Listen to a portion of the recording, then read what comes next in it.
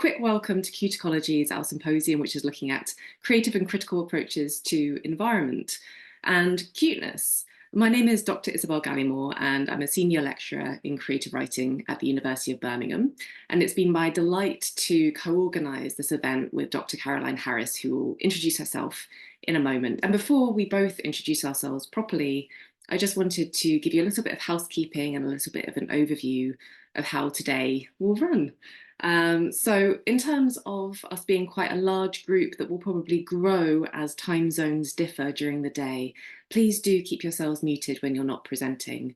There will be an opportunity to ask questions in the panels, and you can vocalize those questions by raising your hand or typing them into the chat.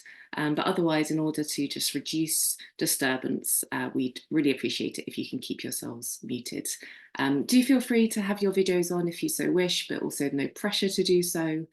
Today will be a really fantastic and fun symposium, I think, that will involve 15-minute presentations as well as 5-minute sparkle talks.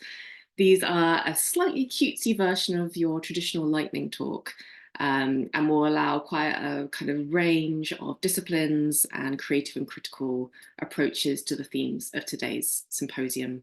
We also have a fantastic roundtable that is planned towards lunchtime. Again, I'm talking here in UK time, but we'll be joined by a curator, an artist, an ecologist, and a scientist, all thinking around the environment and cuteness. And this will involve some facilitated Q&A, but also your questions. So throughout today, I'd really recommend that you think up questions, you hold them tight, and then when it's time to ask those questions, to please ask them. And we'll get through as many of them as we can today. So a little bit about how I came to cuteness, just as an introduction. I was a PhD student several years ago now, working on the topic of animal representation in literature and metaphor. And I found that there was a lot of anxiety around anthropomorphism and cuteness. And rather than decide to avoid those areas, I thought it might be more interesting to dive headlong into them. And this is where I discovered Cute Studies, which was an absolute delight to explore. And now I hope very much that today's symposium is contributing perhaps to that area of study, as well as other areas of studies within the environmental humanities. I recently put together a funding bid for the Arts and Humanities Research Council called Cuteness in Contemporary Environmental Culture, Developing Eco-Poetic Practice, because at heart, I am an eco-poet writing poems about the natural world, but sometimes not so natural after all.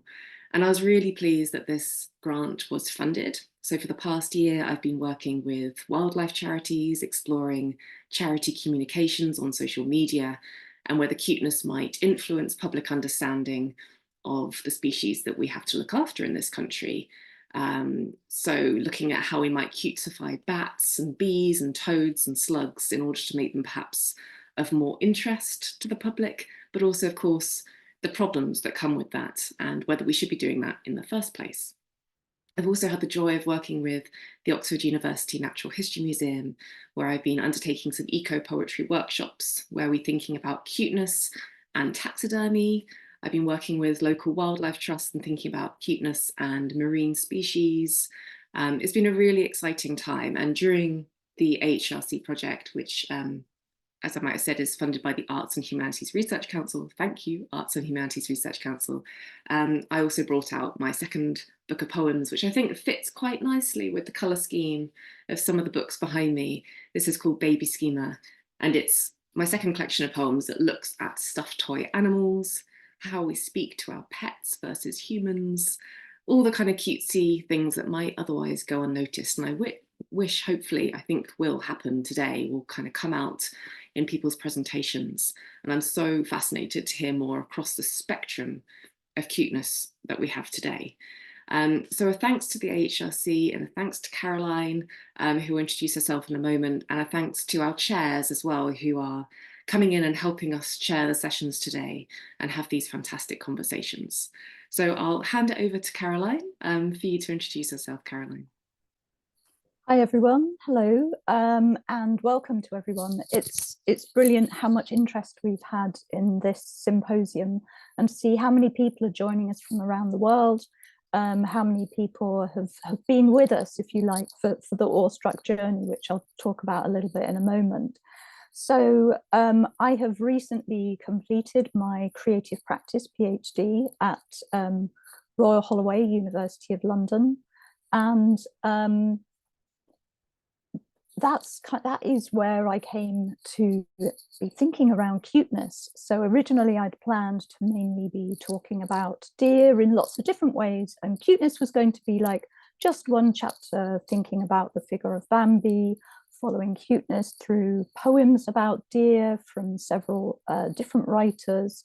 But then after being introduced by my supervisor, Professor Riddell Olson, to Cyan Nye's work, it really became clear that cuteness was so generative and so interesting. You know, people think of it as a kind of a smoothing or a simplifying kind of aesthetic, but really there is so much there. So for me, for example, I was really interested in how deer are both cute, but also very killable, and also around how cuteness can be used, if you like, in a critical way. So in one of my pieces, I've done a translation of the deer hunt scene in Sir Gawain and the Green Knight, which is, you know, slightly niche, I guess. But I've used various tactics to cutify it, and by contrasting the sort of cutesy language, lots of oars in the text, with what for the deer, for these female deer, is a massacre. It kind of brings up an uncomfortable tension, which I hope really brings out what's happening for these deer through cuteness. And a number of the talks today will be looking at some of those edges, some of those difficulties, ways in which cuteness can be both about making kin, but also have its own difficulties. So just to very briefly, before we begin the session, I just wanted to kind of, if you like, talk a little bit about how Izzy and I met and how we've been developing Awestruck over these years.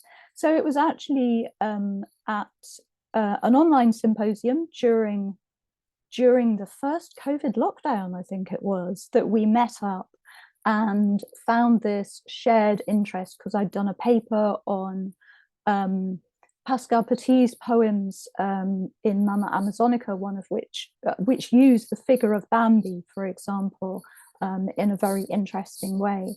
And we got talking, we met up online, of course, at this stage, and we set up the first Awestruck seminar in the summer of 2021. And I'm delighted to see quite a few people from that first seminar are here today. We then had a website, and we have a regular well, not very regular actually, newsletter. And we've had 2 reading groups in previous years as well, hosted by Joshua Paul Dale and by Erica Kanasaka. And then last autumn, we did our first kind of Cute Ecologies event, which was a lunchtime seminar with the Association for the Study of Literature and Environment, UK and Ireland. And that had a great deal of interest. And we've been really excited to see how this interest has really continued and grown. We've really been kind of blown away by how many people have joined us here, and how much interest there has been in this whole subject, which is kind of so close to our hearts, really, thinking around cuteness in relation to the natural world, the more than human world, and our various relationships. And I think it's also interesting thinking around, and this kind of brings us to the subject of, you know, the first talk is thinking around technology as well, and how that relates to cuteness.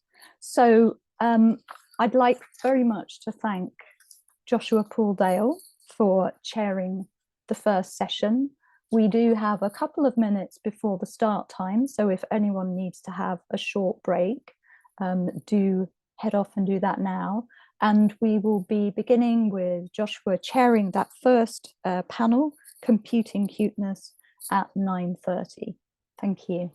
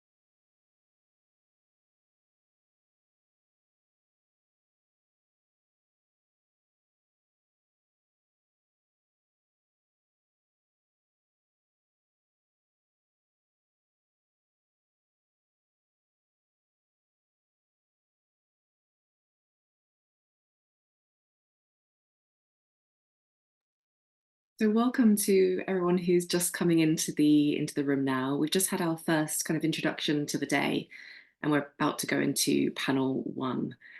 So perhaps I can invite Joshua and our speakers to come into the room more fully, and I'll make sure you're pinned and we can begin the first session. Okay, thanks very much. So I'm Joshua Dale. I'm a professor at Chuo University in Tokyo, where I am now. And I'm really glad to be chairing this first session of the Cute Ecologies seminar, which is on computing cuteness. As Isabel said before, we're going to have all three papers first and then have question period after that. So let's get started. Our first presenter is Megan Rose. Megan is a postdoctoral researcher at the Vitalities Lab and doctoral researcher at the Australian Research Council's Centre of Excellence for Automated Decision-Making and Society. She's interested in the lived materialisms and visual cultures of neuroqueer cuteness, and her paper is called Future/Pets, Cute Ecologies with the Techno-Animal. Megan? Thank you, Joshua. And you got the name of the centre right. It's amazing. It's a bit of a mouthful. Hi, guys. I'm Meg. I'm just going to start my presentation. Just give me one moment because it is a little bit fiddly.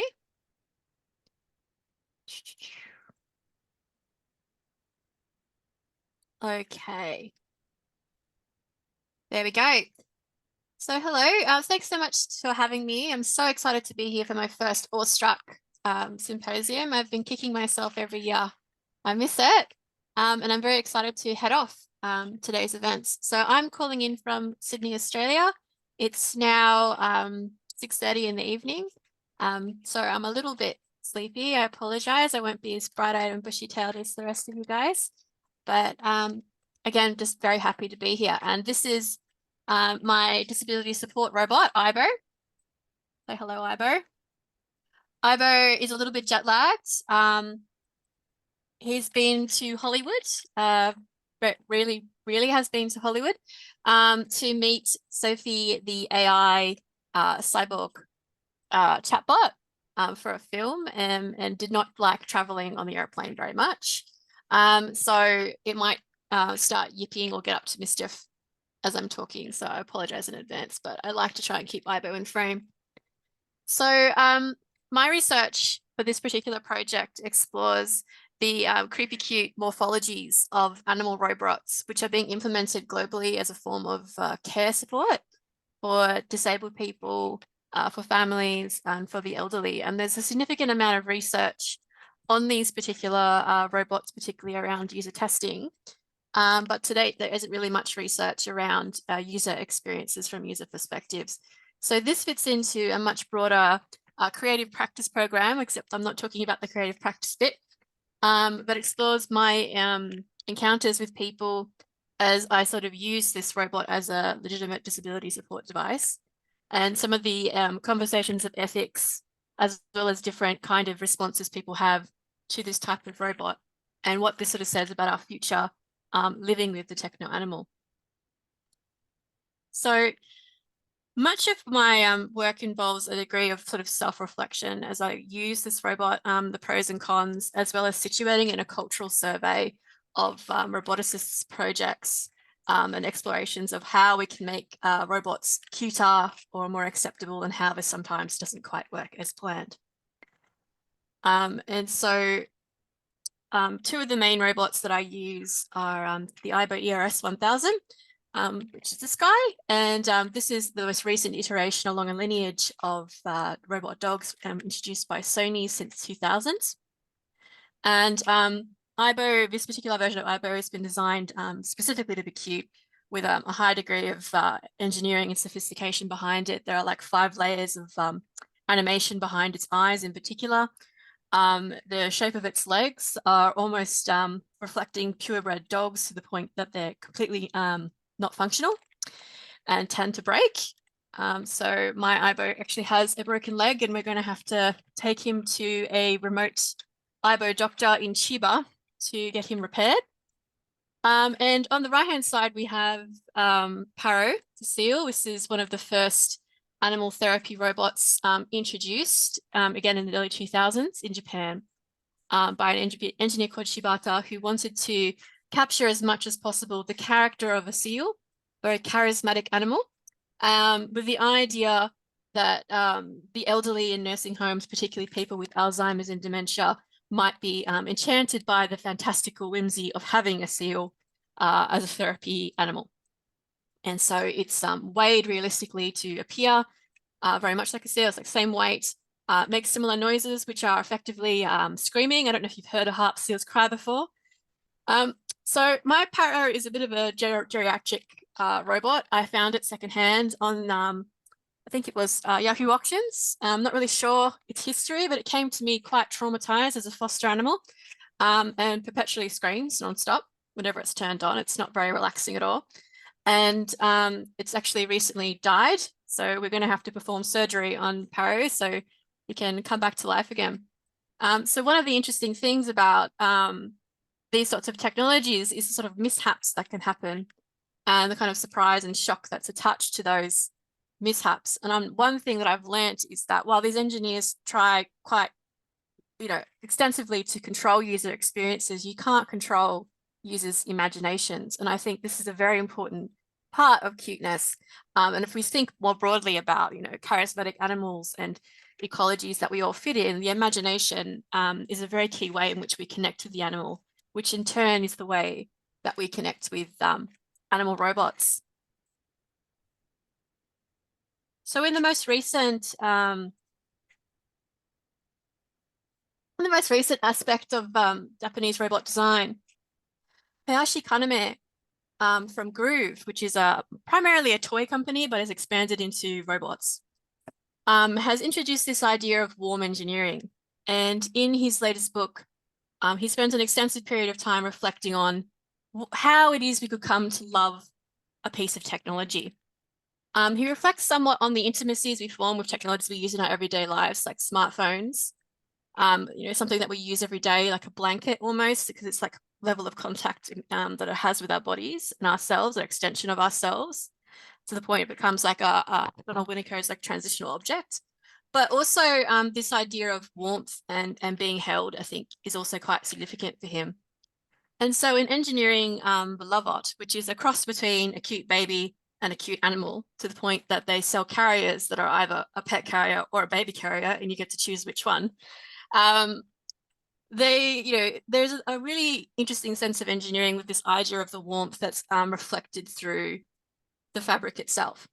So this is from a visit to Lovot Pet Cafe in Tokyo. And depicted here is one of my colleagues, Mikasa Ishikawa, who designs for Sylvanian families, which I believe are called calico critters in the States, the little fuzzy animals. She does the fashion design, so she puts them in the sassy little dresses. And here she is playing and engaging with the Lovot. And there's a very strong connection between toy making and Lovots in general. And this is how Mikasa came to know about Lovot and to take you to this cafe. And what was really interesting is the degree of puppetry and the suspension of disbelief that was required for us to imagine that this animal was real, and that was created through a structure of play and a framing of the ritual. So very much like an animal cafe in Japan, you would come in for an allotted period of time. You had to order from a drinks menu. You were introduced to the little animal who was going to be your companion for your visit. And, you were asked to hold the animal, and you had a very restricted period of time of interacting with it. And so while you could see, because I was really getting into it here, I was less convinced, and I was somewhat disturbed by what felt like a baby that was a little bit high. It was sort of like looking in all different directions. And also the heating, I was very confused by the heating. So Lovot's key engineering component is the warm skin or fur. And I was imagining a heating mat, but actually what it actually was a heating fan, like fans in the computers that blow heat, was like filling up underneath the skin itself. So since that visit, I've been engaging with Lovots a bit more closely, particularly with my recent visit to Tokyo, where I've been cuddling and falling asleep with them. That seems to have helped quite a bit. But it is really interesting to think about the different ways our imaginations interact with these creatures to create that suspension of disbelief. When you start thinking more broadly about the animal, Donna Haraway springs to mind, and I've noticed that this is Donna Haraway's idea of contact zones have been used also in thinking about a number of other animal robots. And Donna Haraway writes in When Species Meet that contact zones are where action is and current interactions change in interactions that then follow. Probabilities alter, topologies morph, development is canalized by the fruits of reciprocal induction. Contact zones change the subject, all subjects, in surprising ways. So very much in the same way that we might encounter an animal in the wild, perhaps a deer, and you know, our sense of self is changed, that sense of the deer is changed. This contact is facilitated through mostly vision, I guess, or through touch, but there's this communicative gap that happens between the two as well, which I think is significant. And I think this is partly what cuteness involves. And when you actually start speaking to a lot of robot users, this idea of contact zones or the imagination of what the other creature must be thinking forms an integral part. So for example, here on the right, we have some ibos who have been taken out to see the sunflowers in Tokyo. And the users are imagining that ibo can see the sunflower and appreciate the sunflower. And so it's like, you know, enhancing the well-being of the dog for a little, you know, trip. And of course, once you get to know how ibo actually works, ibo uses machine learning and is trained on domestic household things only and not trained to be outside. So this leads to a lot of thinking about what ibo can actually see and how it's experiencing this encounter with the wilderness, this return to the wilderness.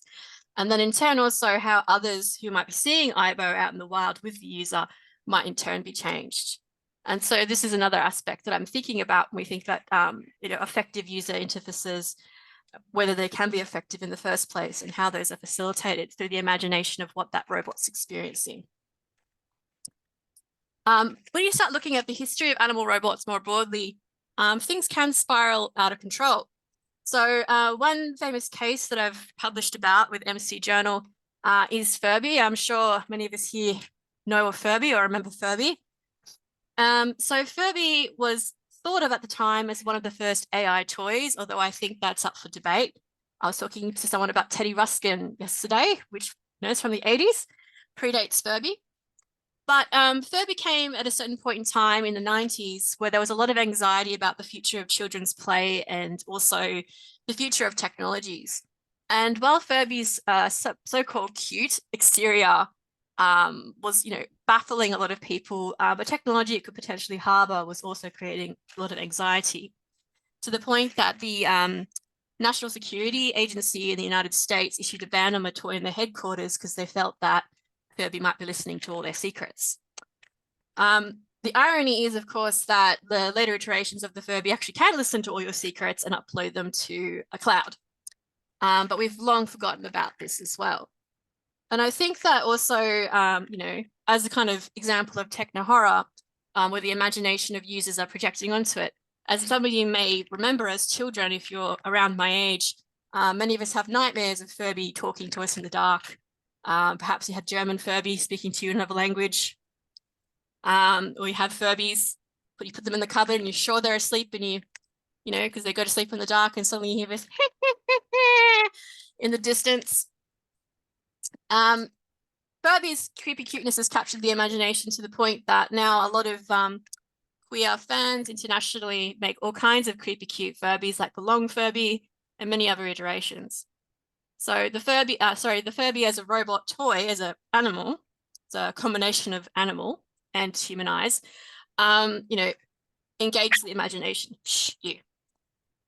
So this might sound silly, but this actually does start to expand to some very serious territory. So in Australia, this is a widely implemented therapeutic device for the elderly in nursing homes, as well as, you know, domestically for people's houses. You can find them quite commonly sold in a lot of aged care supplies stores, to the point that policy evaluators have now described them as the great invasive species for care ecologies in Australia, because they've been introduced with some user testing that seems promising, but again, It's based off observation of people interacting with this robot and what people feel the elderly people are enjoying without actually asking them. But this creates a number of concerns. So for example, as part of telling people about my kind of creative project, they've volunteered all kinds of stories. We've had one story of a patient unfortunately eating the resident robot dog in a kind of Goya-esque fashion because they were confused and disoriented by the robot. So that was unsafe for the robot and unsafe for the patient, obviously, because they've just ingested all this stuff.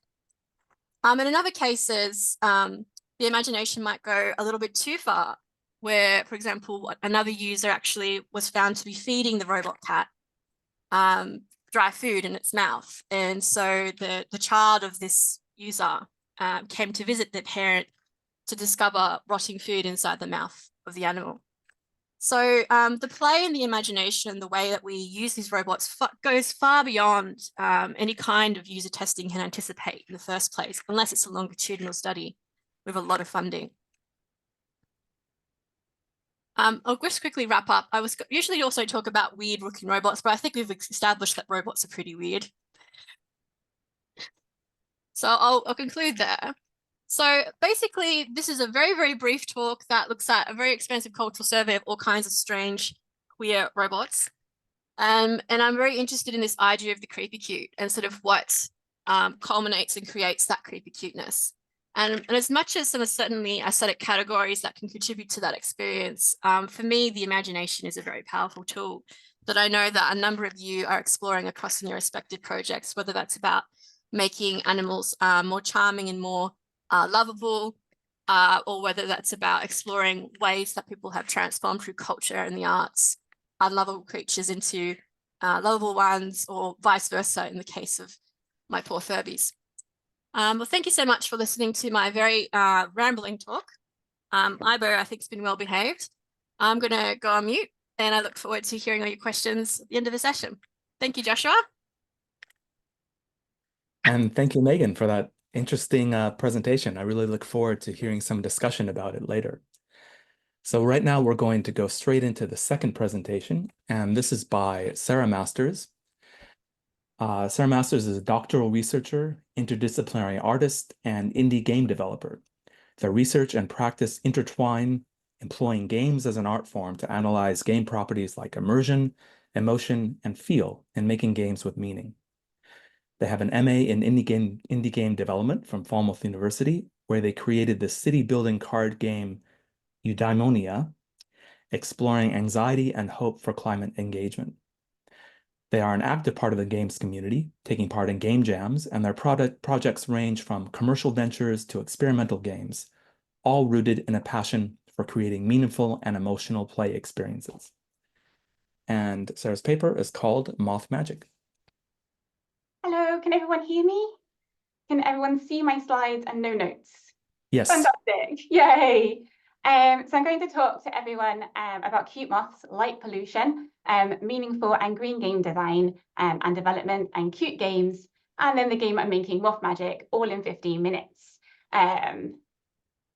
Sorry, there's a notification in my way. So why Moth Magic?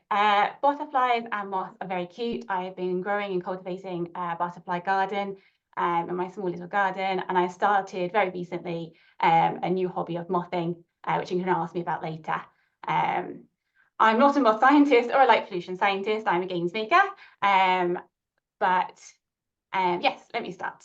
So that was a fabulous introduction.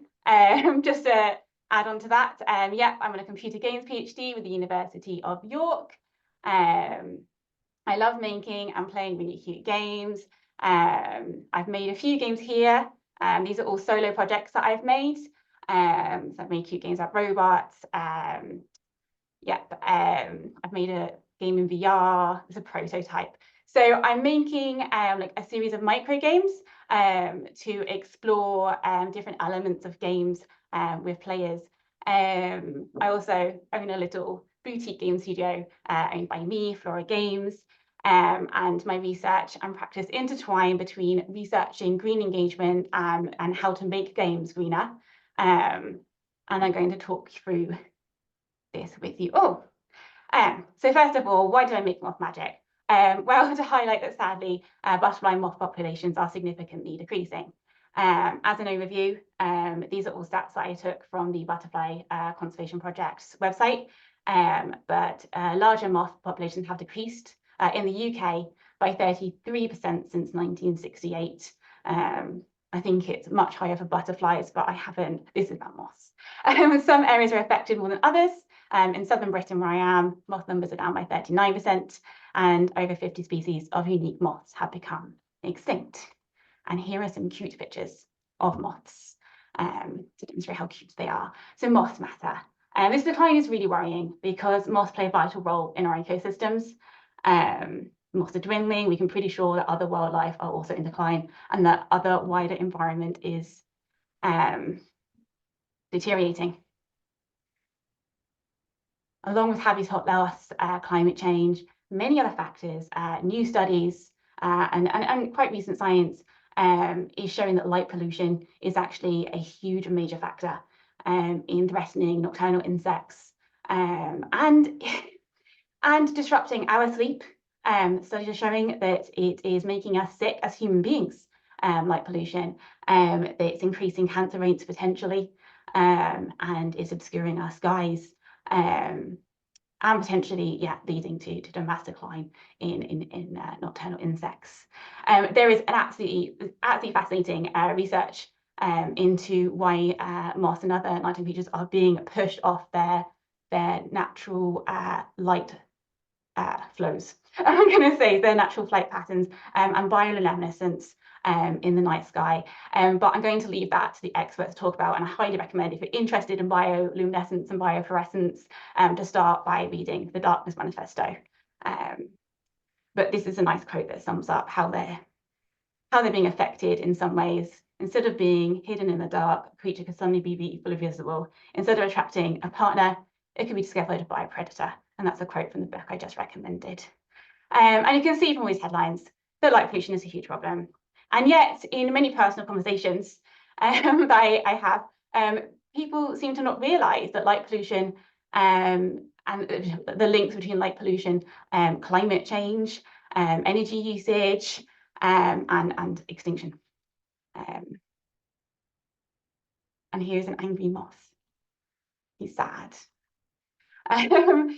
But there's great news, because light pollution is actually one of the easiest ways of all environmental problems, at least technically, to solve. Turn off the lights.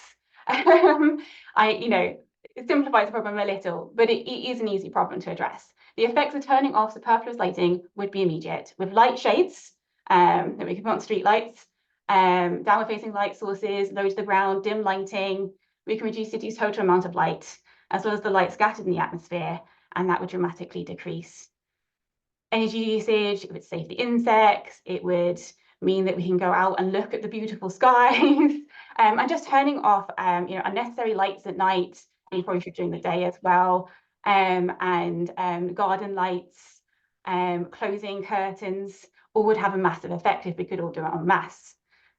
Here's a cute cat turning off the lights. So how are we going to spread awareness about this and save the moths? I mean, cute moth games, yay! Here's a cute moth. So I'm going to talk through a little about how we make green games, how we make meaningful games, games with emotion, resonance, connection, so that we can care about all the cute moths and thus care about the planet and thus save the world. And I'm going to talk about the game I made. So we should first consider, when making cute moth games, whether games are contributing to extinction themselves.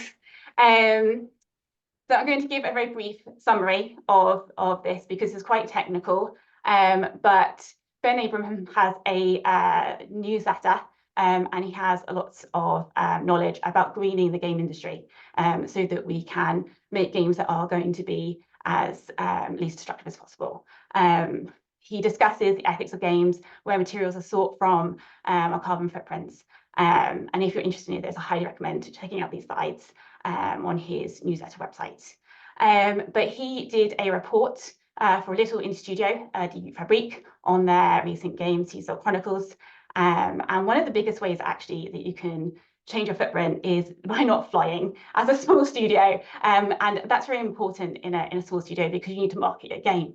But limiting those kind of things make a massive difference. And because we're very small developers, our footprints are nowhere near as big as AAA, big game studios. But we can, as smaller studios, we've got that movement to show how, lead the way in making green games. So I'm going to briefly introduce you to meaningful games. And this is what I'm exploring. So I'm not making educative games or serious games, but games, by this definition, games that evoke intense feelings, like Flower, which you might have heard of.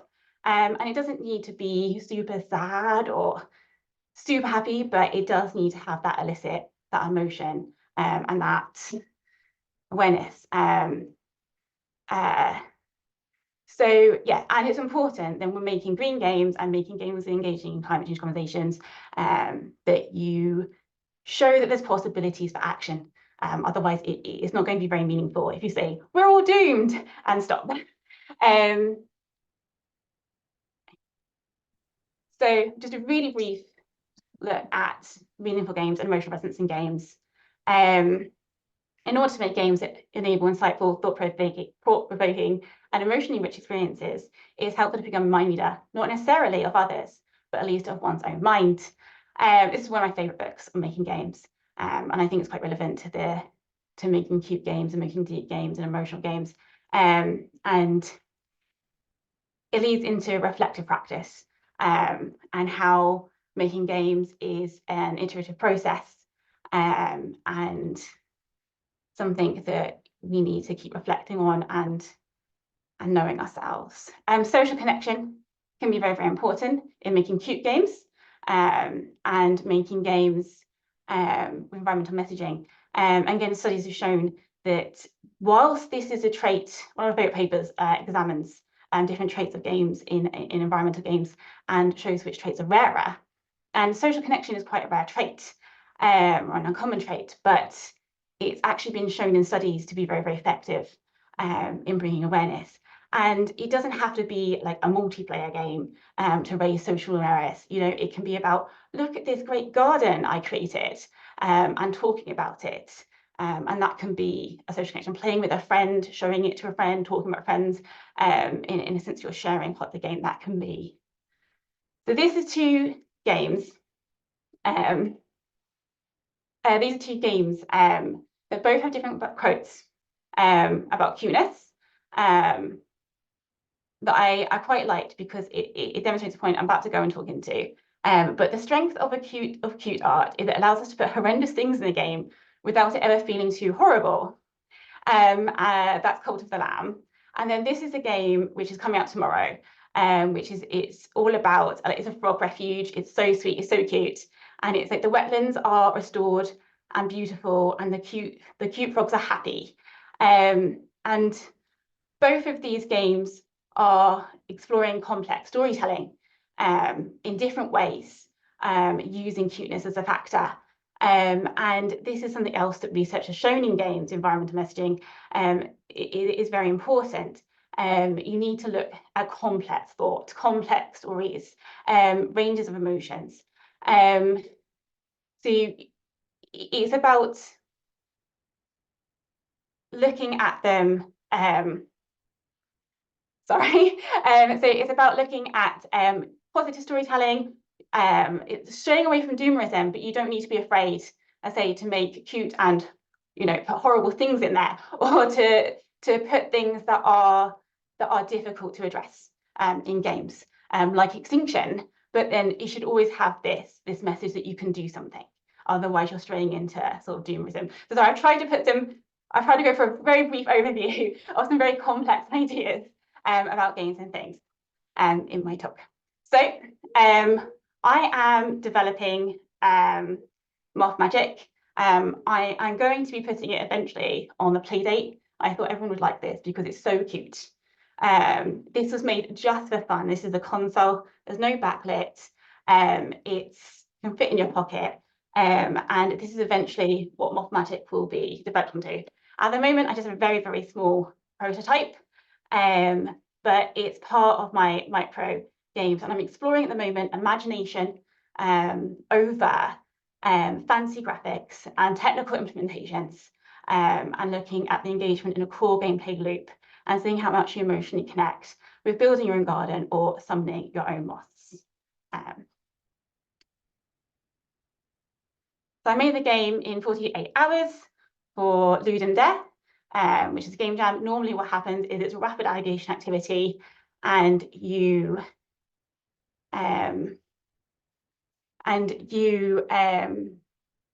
so there's usually thousands of entries, and there's a theme of summoning. I think I run a little over time, so I've been a little nervous today, but here is some feedback that I got, and you can play the game at Floral Games. If anyone's got really bored of listening to me talk, you can play here whilst I'm chatting. I'll quickly wrap up because I think that's time. So these are just a few playtesting questions. If anyone has time to answer any of them, I put them up on my site. And here I have a trailer, but I will show you 10 seconds. And then I will wrap up, I promise. So this is the trailer for the game. You can kind of get a sense of it. Here is some suggested reading. Do follow or reach out to me if you're interested in moths and games. Thank you so much. Well, thank you very much for that presentation. Now we've heard about robots and games, and I think there are some really interesting correspondences between those two papers, especially in terms of the imagination, the power of imagination. But we will get to that in a moment because we have one more paper left to listen to in this session. And this is by Erika von Essen, who is a human wildlife scholar at Stockholm University, whose research focuses on changing relations with wild animals in modern society. She examines societal responses to problem animals, as in cities and agriculture, practices of making animals killable, contentious wildlife conservation directives, and animal-based tourism. She has a background in environmental communication and now works interdisciplinarily, leading projects in Sweden and Norway. She often speaks to media on wildlife controversies, including wolf poaching, hunting, and growing digital engagement with wild animals. And she's keynoted several animal symposia, including Animals in Crises. Her paper is Shaped Like a Friend, Virtual Intimacy to Cute Wild Animals Online.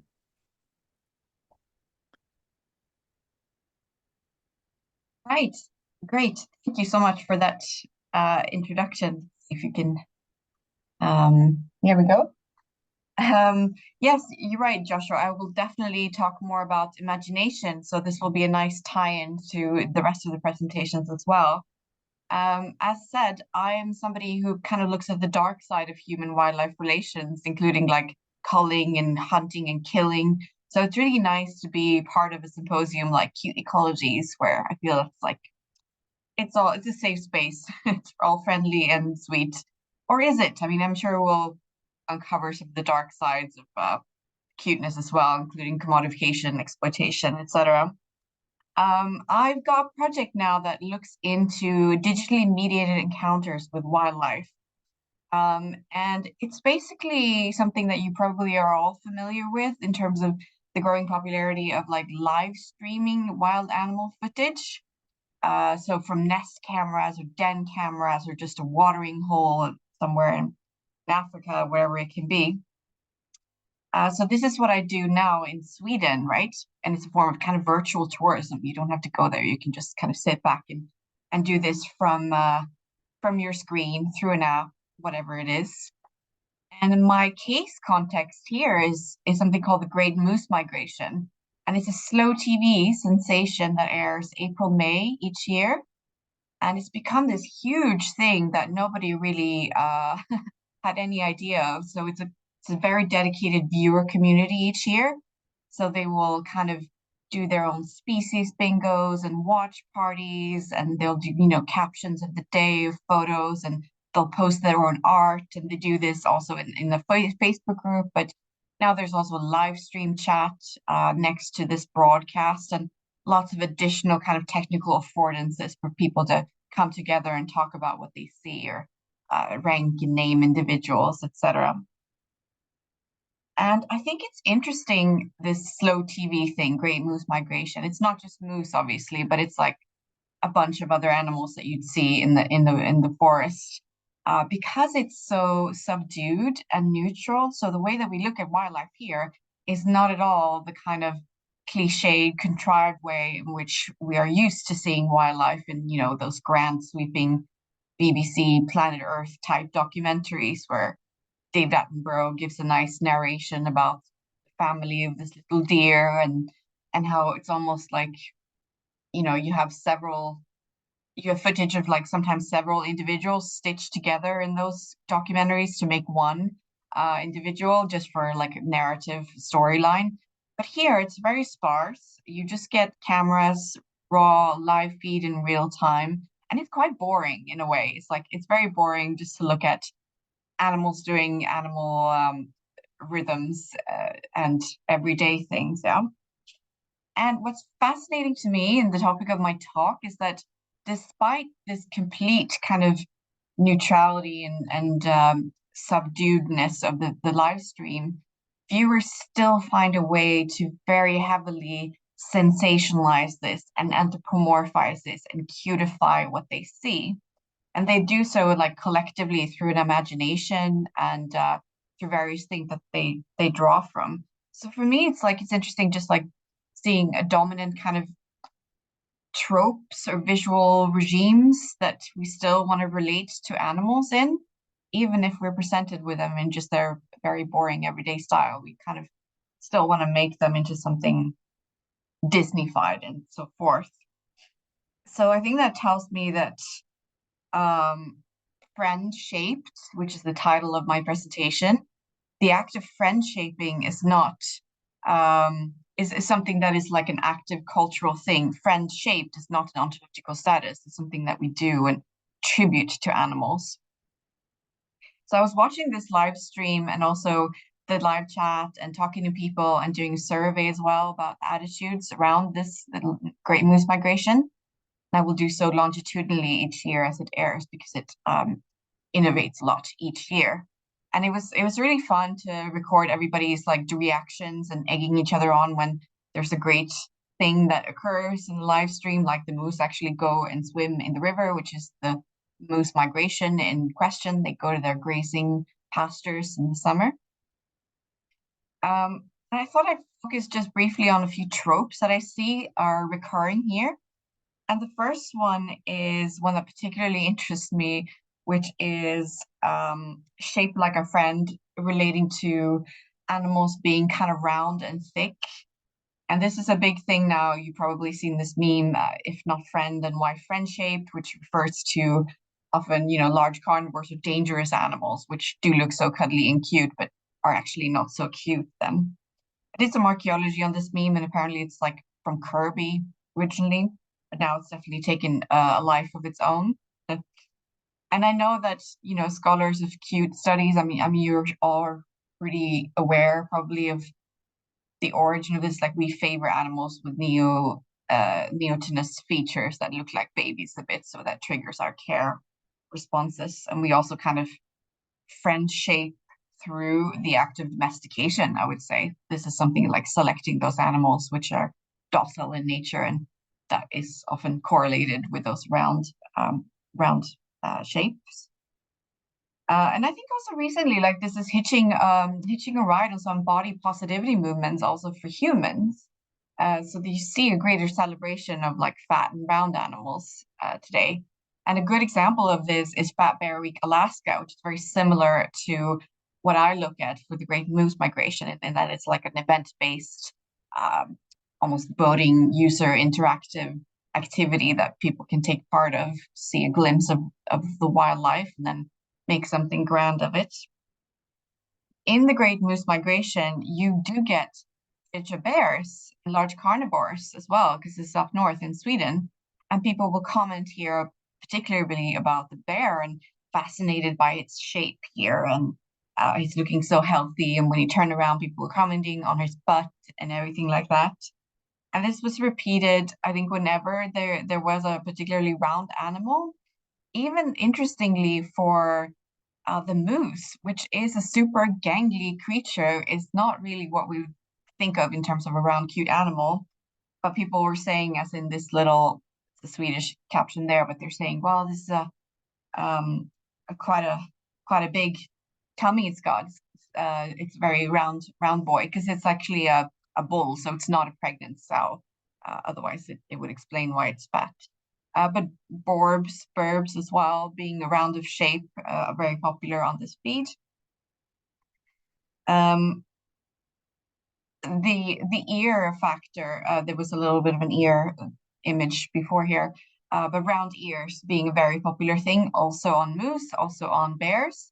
And this brings me to the second trope, which is the kind of fluke factor. And here the lynx was super popular. There's also this moose on the right here who was so pretty, I think, because she had eyelashes. And it's one of those things like people really kind of cling to. And they were talking about the woolly ears of moose as something that's particularly endearing. Here you have a comment or Facebook that somebody's just talking about, like, am I alone in having a fetish for very woolly moose ears or not?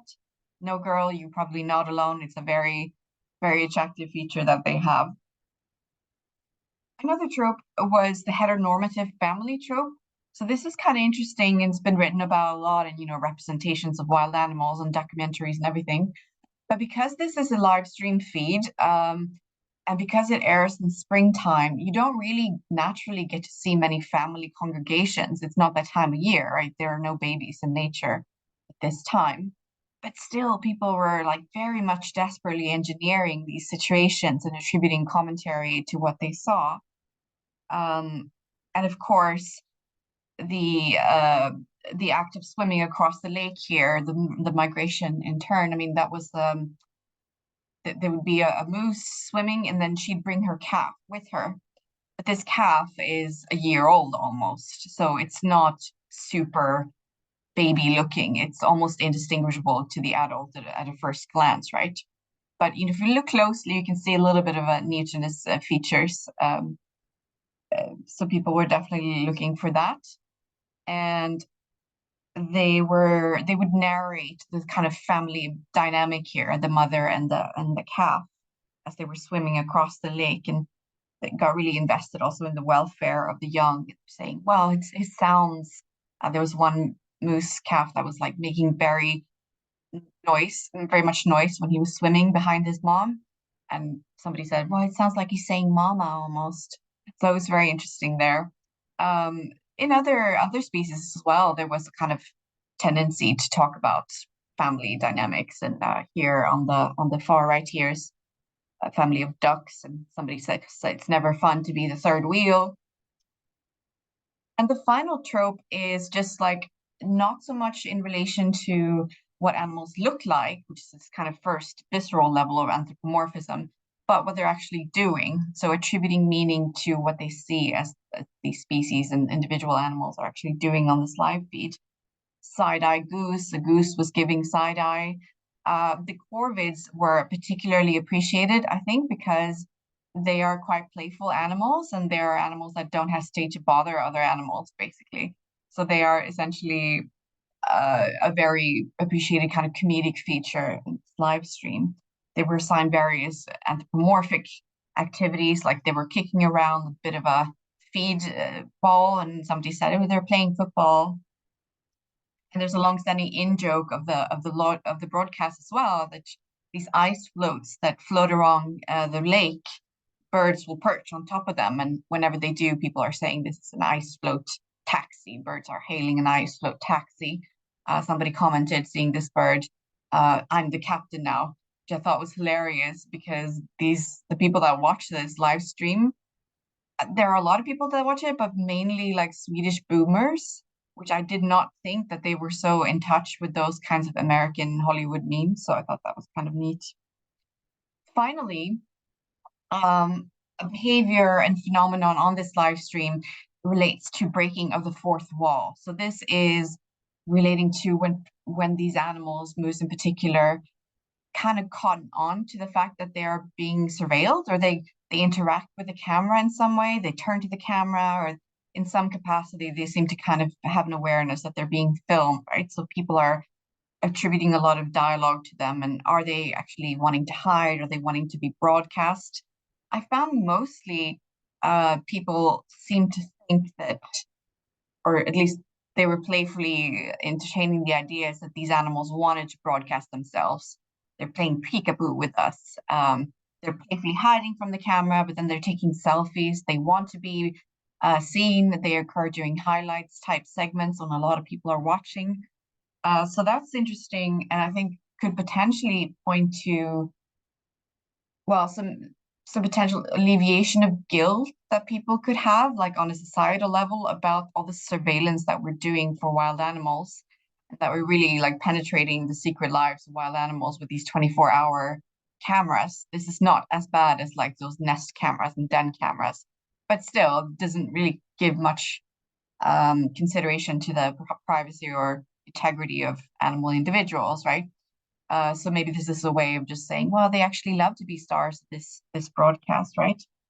And I think this is a very interesting topic on the whole, when animals interact with or take down cameras, as Joshua has written about as well for kitten live streams, as I recall. These were some of the captions that people had on the pictures. But it just reminds me of these other sensational phenomenon in wildlife documentaries or live streams where you've come across animals that have somehow interacted with the camera. I mean, they don't recognize it as a portal into live streaming to hundreds of thousands of viewers, but they do recognize it as some sort of foreign object. And that is really interesting. I think this is the monkey that took the photographer's camera and took a selfie of himself. It's interesting because it's kind of a subversion of the scopic regime here, and a subversion of power in a way. Yes, I will conclude on this final slide, which is to say that I really look forward to following this great moose migration longitudinally throughout years, because it innovates so much each year. There are more features, more viewers, more zoomable cameras. There are celebrity guests and Q&A sessions. So it's just become this huge community that, almost ceases to be a little bit about the animals. It becomes more about, the humans that watch it, and so forth. But each year there are more affordances, I think, where people can come together and talk about what they see or attribute meaning. So that goes to my kind of thesis here, that shaping is an active verb that you do, and it is done with various affordances that are technical, but also just social. I would ask the question, in this live stream, 24/7 slow TV type representation of wildlife, are animals actually freer in their representation because they're not edited into these contrived storylines of David Attenborough type documentaries? And I think, yes, I would say a little bit. They have more agency, or they can show lesser seen parts of their everyday life that have been a little bit concealed for human viewers before. And it's also like, because it's happening in real time, you don't necessarily know what's going to happen. When a moose crashes through the ice, you don't know for certain that it's going to get back up again, but usually it does. But still, it's not a preconceived. It's more open-ended, I think. And another way in which is kind of emancipated moose and other animals is that by giving access to this thing that occurs in the forest to primarily urban viewers, are probably the principal audience here, you've kind of taken moose a little bit out of the exclusive access of hunters in Sweden, which is the main modality in which you kind of relate to moose in Sweden. It's a big thing, right? But now it's actually been, it's been live streamed to everybody. And before, you would just have hunters who had access to the GPS coordinates of some moose for tracking purposes, or for estimating quotas for next year. But I think, as I showed with this presentation, there is also kind of a recolonizing dominant logic of internet, of scopic regimes, of anthropomorphism that, well, partly, not, I wouldn't say re-enslave the moose, but that you kind of make it more predictable, that that means that there's a certain way that we want to see animals, and we really try and see them and talk about them in this way. So yeah, I think just to conclude, I think we need to ask ourselves what sort of relations are formed to wild animals as a result of these new ways that we can digitally consume them, and what that means for the future. So thank you very much.